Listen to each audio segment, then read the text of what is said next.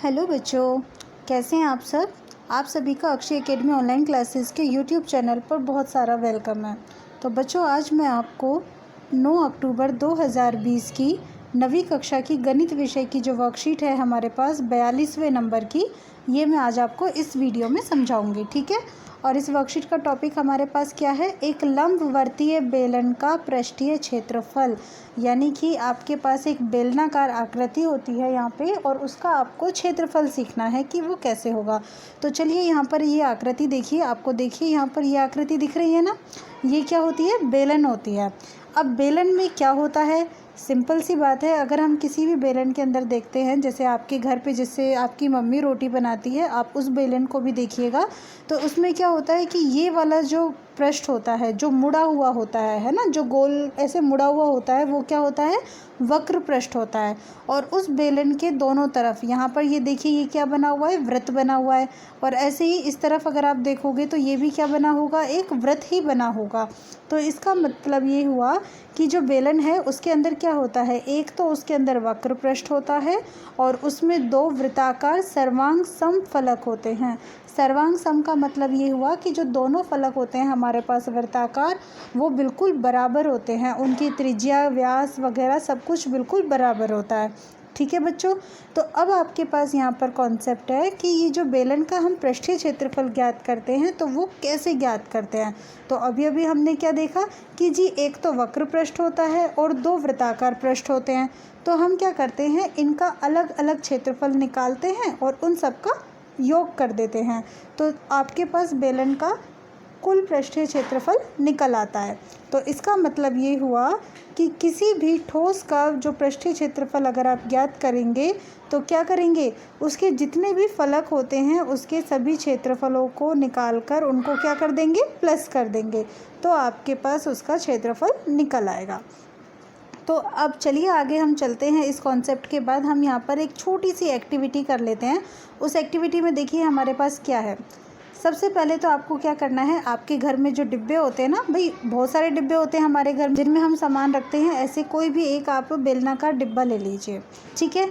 अब आप क्या कीजिए, कागज़ की एक आयताकार शीट लीजिए, मतलब एक कागज़ ले लीजिए आपकी कॉपी का, ठीक है। और उसकी शेप कैसी होती है, आयताकार होती है, और जिसकी चौड़ाई बेलन की ऊंचाई के बराबर हो। इसका मतलब ये हुआ कि जितना आपका वो जो बेलनाकार डिब्बा है, मान लीजिए आपका जो बेलनाकार डिब्बा है ना वो इतना बड़ा है, तो आप यहाँ पर जो कागज़ लेंगे ना वो बिल्कुल इससे नाप कर ले लेंगे कि ये इतनी ही किसका है, ऊंचाई का है, ठीक है बच्चे।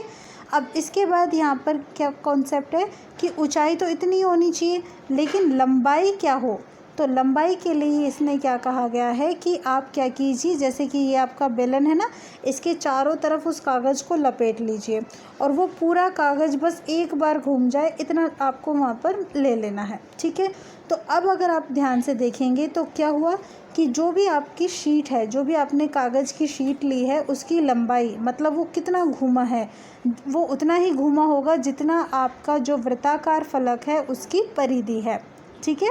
यानी कि अगर आपने ये कह दिया कि जी आपका वृत्ताकार फलक जो है वो ये है, तो आपकी जो कागज़ की लंबाई है वो भी इतनी ही होगी। तो इसका मतलब ये हुआ कि अगर आपसे ये पूछा जाए कि उस शीट की लंबाई कितनी हुई, तो अभी क्या देखा आपने कि वो वृत्तीय आधार की परिधि के बराबर है। और परिधि का सूत्र क्या होता है, 2πr होता है। और 2πr भी कब होता है, जब आपके पास वृत्तीय आधार की त्रिज्या कितनी दी हुई हो, r हो। अगर त्रिज्या r है तो परिधि हमारे पास क्या हो जाएगी, 2πr, ठीक है बच्चे। तो इस 2πr को आप क्या कहेंगे, लंबाई कहेंगे।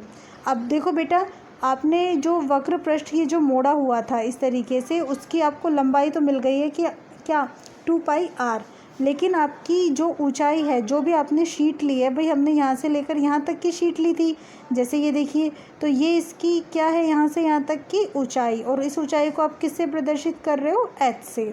तो लंबाई की जगह आप क्या लिख रहे हो, 2πr, ठीक है बच्चे। और जो आपकी ऊंचाई है उसकी जगह आप क्या लिख रहे हो, h। तो आप क्या करेंगे, इसका क्षेत्रफल निकालेंगे, और क्षेत्रफल का सूत्र कितना होता है हमारे पास, लंबाई गुना चौड़ाई। तो लंबाई यानी कि जो भी बेलन के आधार का परिमाप है, यानी कि परिधि, 2πr गुना ऊंचाई यानी कि h। तो आपके पास ये जो सूत्र निकल कर आएगा, ये किसका निकल कर आएगा? बेलन के वक्र पृष्ठ का क्षेत्रफल, यानी कि वो जो मुड़ा हुआ क्षेत्रफल है ना, जो मुड़ा हुआ भाग है ना, उसका क्षेत्रफल आपके पास आ जाएगा। ठीक है बच्चे, जहाँ पे आर क्या है आपके पास? त्रिज्या है। ठीक है, और ऊंचाई क्या है? एच। ये जो त्रिज्या है आपके पास बेलन के आधार की है, यानी कि जैसे आपने देखा कि बेलन क्या होता है, ऐसे उसका जो आधार होता है वृत्ताकार होता है, तो वृत्ताकार की जो त्रिज्या है वो हमारे पास क्या हो जाएगी? आर हो जाएगी। ठीक है, अब आपने बेलन का वक्र पृष्ठ तो निकाल लिया है, मतलब वक्र पृष्ठ का क्षेत्रफल तो आपको निकालना आ गया है। अब बचे क्या आपके पास? वृत्ताकार फलक भी बच गया। तो वृत्ताकार फलकों का क्षेत्रफल क्या होता है भाई? वो तो पता ही है, जो वृत्त का क्षेत्रफल होगा वही वृत्ताकार वृत्त फलक का क्षेत्रफल होगा। तो वो हमारे पास कितना होता है? पाई आर स्क्वायर। तो एक का क्षेत्रफल पाई आर स्क्वायर, दूसरे का भी क्षेत्रफल लिख दीजिए, कितना हो गया? पाई आर स्क्वायर। तो इसका मतलब ये हुआ कि 2 पाई आर एच तो हमारे पास है ही, प्लस पाई आर स्क्वायर कितनी बार है? 2 टाइम्स है, तो हम लिखेंगे 2 पाई आर स्क्वायर। और इन दोनों में जो भी कॉमन है, देखिए यहाँ पर आपके पास क्या कॉमन है? 2 पाई आर। ठीक है, और ये 2 पाई इधर भी है और आर की पावर यहाँ पर 2 है, तो आप एक आर जो है वो बाहर ले सकते हैं। तो आपके पास 2 पाई आर बाहर आ जाएगा, तो अंदर आपके पास क्या बचेगा? H plus R. तो ये हमारे पास क्या हो गया है? बेलन का कुल पृष्ठीय क्षेत्रफल। तो दिमाग में रख लेना, क्या कुल पृष्ठीय क्षेत्रफल पूछा जाए तो आपको दोनों वृत्तों को जोड़ भी देना है, और वक्र पृष्ठ का क्षेत्रफल पूछा जाए तो आपके पास क्या आ जाएगा? 2 पाई आर एच। तो बेलन का क्षेत्रफल का कॉन्सेप्ट तो मैंने आपको क्लियर करा दिया है। अब इसके बाद यहाँ पर कुछ उदाहरण हैं, 3 उदाहरण हैं। हम इन तीनों उदाहरणों को क्या करते हैं? एक एक करके सॉल्व करते हैं। तो सबसे पहले हम उदाहरण 1 की बात करते हैं। उदाहरण 1, इसमें हमारे पास कॉन्सेप्ट क्या है कि एक बेलनाकार डिब्बा है जिसकी ऊंचाई 15 सेंटीमीटर है। देखिए यहाँ पर मैंने आपको चित्र के अनुसार प्रदर्शित भी किया हुआ है कि जैसे कि ये आपके पास क्या है? एक बेलनाकार डिब्बा है और इसकी ऊंचाई, यानी कि ये वाली जो ऊंचाई, जिसका मान किससे प्रदर्शित करते हैं? एच से, और इसका मान कितना है हमारे पास? 15 सेंटीमीटर। कहाँ तक भाई? यहाँ तक है, जहाँ तक आपके बेलन की ऊंचाई है। और उसके बाद इसकी त्रिज्या तो किसकी होगी? वृत्ताकार फलक की होगी, और ये कितनी है हमारे पास? 7 सेंटीमीटर। त्रिज्या को हम किससे प्रदर्शित करते हैं? आर से। तो आर का मान हो गया है हमारे पास 7 सेंटीमीटर। ठीक है, तो हमने यहाँ पर इनके मान लिख लिए। एच का मान लिख लिया हमने 15 सेंटीमीटर, और त्रिज्या हमने लिख ली कितनी? 7 सेंटीमीटर। आपसे क्या कहा है कि इस डिब्बे का कुल पृष्ठीय क्षेत्रफल ज्ञात कीजिए। तो आपका कॉन्सेप्ट कहाँ पे अटकेगा? कुल पृष्ठीय क्षेत्रफल पे। तो कुल पृष्ठीय क्षेत्रफल यानी कि आप इसको TSA ऐसे भी लिख सकते हो शॉर्टकट में। तो इसका मान क्या होगा? आपका वक्र पृष्ठ यानी कि 2 पाई आर एच, और दोनों आपके वृत्ताकार पृष्ठ यानी कि 2 पाई आर स्क्वायर। तो अभी अभी हमने वैसे फॉर्मूला याद किया था कि जिसमें 2 पाई आर बाहर ले लेते हैं और यहाँ क्या लिख देते हैं? R plus H. तो बिल्कुल इसी तरह हम इसको यहाँ पर सॉल्व करते हैं। तो आपने लिखा 2 पाई का मान कितना होता है? 22/7। ठीक है बच्चे, उसके बाद आर आपके पास कितना है? जो आपकी त्रिज्या है यानी कि 7, और फिर आप गुना कर लेंगे आर प्लस एच को। आर है आपके पास 7, एच है आपके पास कितना? 15। तो अब आप इसे सॉल्व कीजिए। 7 से 7 कट जाएगा, आपके पास क्या बचेगा? 2 गुना 22 गुना 15 और 7 हो गए 22। 22 का जब हम 22 से ही गुना कर लेते हैं तो हमें मिलता है 484, और 484 को 2 से गुना कीजिए, आपको कितना मिला? 2 चौक 8 और 48 दूनी 96, यानी कि 968। और ये सारे मान आपको सेंटीमीटर में दिए हुए हैं, इसलिए आप यहाँ क्या लिखेंगे? सेंटीमीटर स्क्वायर, या फिर आप बोलेंगे इसे 968 वर्ग सेंटीमीटर। तो ये हो गया है आपके पास उदाहरण नंबर 1 बिल्कुल क्लियर। तो चलिए हम उदाहरण 2 की बात करते हैं।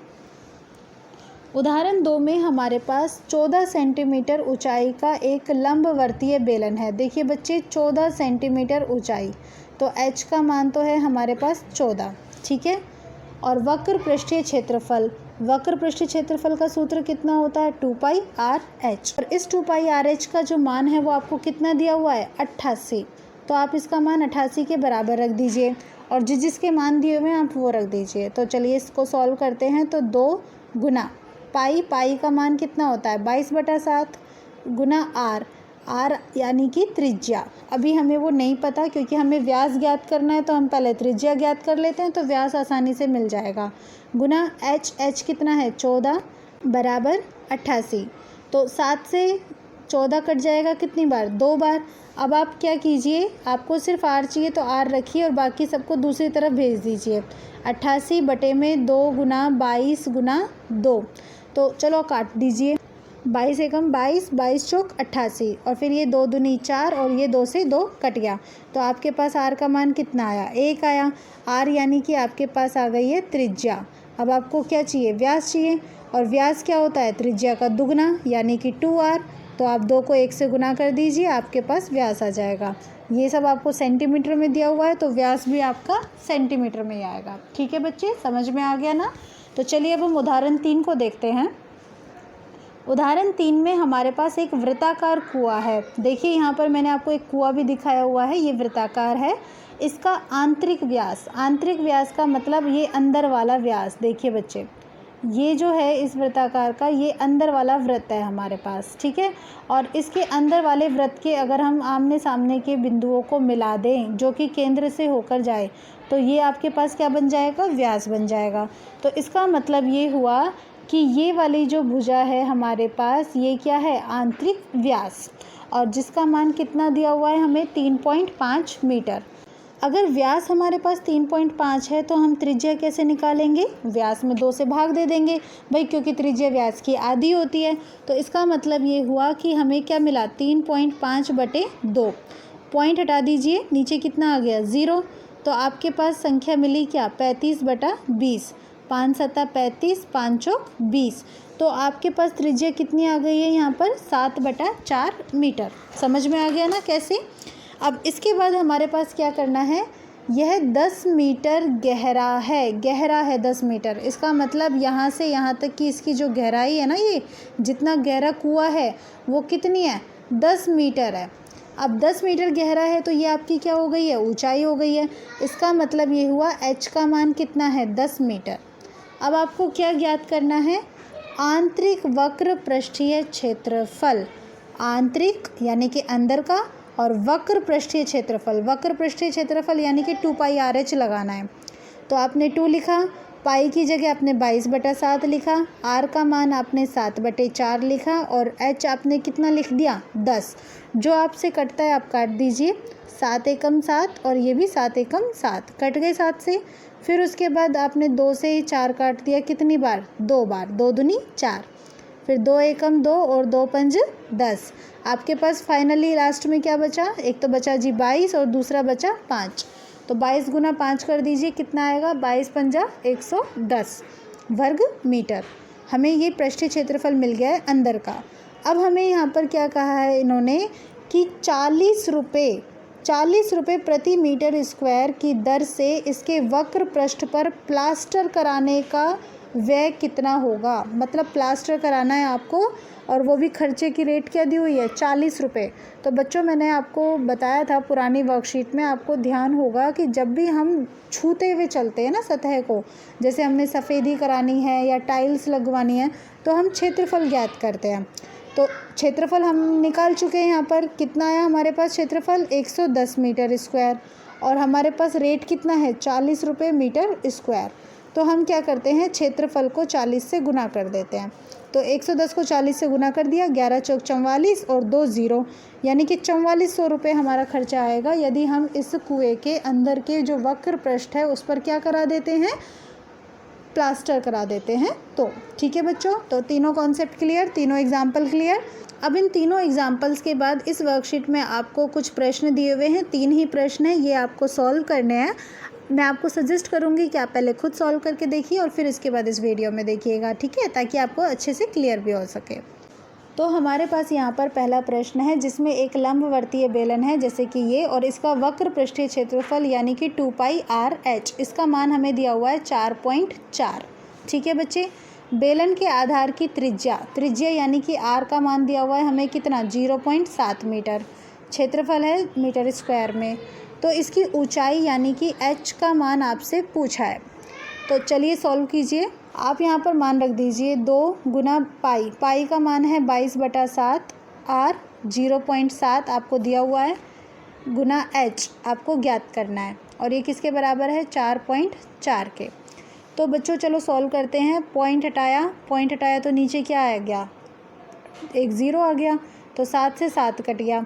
ठीक है बेटा, और यहाँ पर अब आपके पास क्या आया, 22 दूनी 44/10 गुना H किसके बराबर 4.4 के।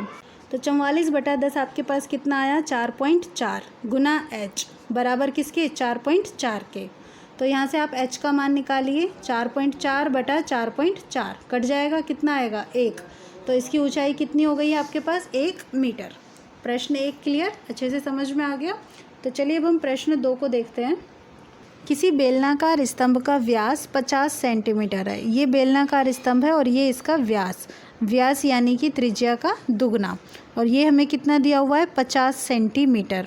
50 सेंटीमीटर है आपके पास, तो आप त्रिज्या निकाल सकते हो। त्रिज्या आपको क्या मिल जाएगी 50/2, 50/2 यानी कि 25 सेंटीमीटर।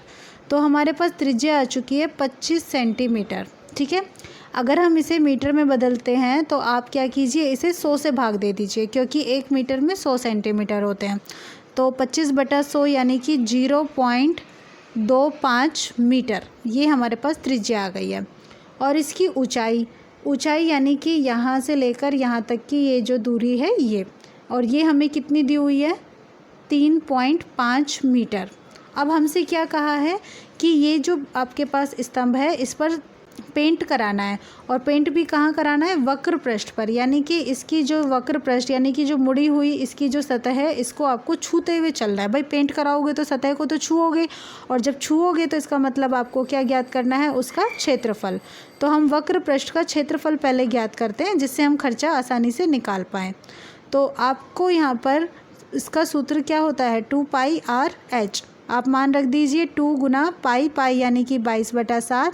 त्रिज्या कितनी है हमारे पास 0.25, और फिर उसके बाद ऊंचाई कितनी है 3.5 मीटर। जब हम इस सूत्र को यहाँ पर रखेंगे तो ये पॉइंट हटाया, नीचे कितना आया भाई, ये पॉइंट हटाओगे आप ये वाला, तो आपको नीचे कितना मिलेगा 100, और इसके बाद ये वाला पॉइंट हटाओगे तो आपके पास कितना आएगा 10 आएगा। अब आपसे जो कटता है आप काट दीजिए, 7 एकम 7, 7 पंजा 35। ठीक है, और फिर उसके बाद आप यहाँ पर देखिए, आप 25 से काट सकते हैं, 25 एकम 25, 25 चौक 100, कट गया आसानी से। अब देखिए आपके पास कुछ और कट सकता है क्या, बिल्कुल कट सकता है। देखो 5 एकम 5, 5 दूनी 10, और 2 से ये 2 कट गया। अब आपके पास क्या बचा, ऊपर तो बचा जी आपके पास 22, ठीक है, और बाकी सब तो कट चुके हैं, और नीचे हमारे पास क्या बच रहा है 4। इसका मतलब अभी तो और कट सकता है ना, किससे 2 से। तो आपके पास कुल मिलाकर कितना आया पृष्ठीय क्षेत्रफल 11/2, और ये भी किस में मीटर स्क्वायर में।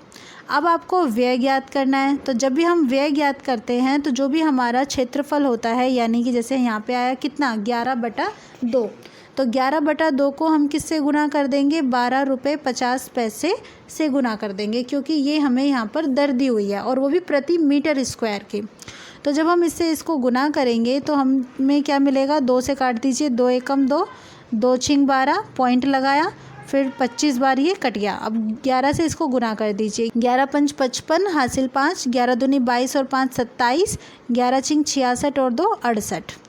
तो हमारे पास ये किस में आया है यहाँ पर 2 पॉइंट में, तो 68.75 हमारे लगेंगे, जिससे हम इस बेलनाकार स्तंभ पर क्या करा पाएँ, पेंट करा पाएँ। ठीक है, तो प्रश्न 2 भी हमारा क्लियर हो चुका है। अब हम प्रश्न 3 की बात करते हैं।